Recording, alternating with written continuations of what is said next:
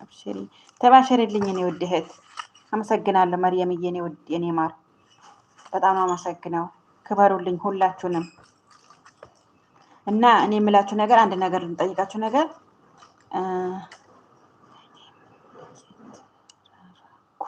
ኦኬ አንድ ነገር ብቻ መጠየቃችሁ ነገር ማለት ነው።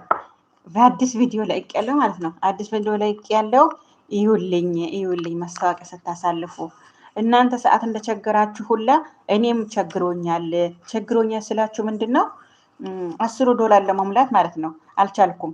ምክንያቱም ቪዲዮ አልታየልኝም። አብሽሪ የኔ ውድ እህት አመሰግናለሁ። ቪዲዮ እይታ የለኝም።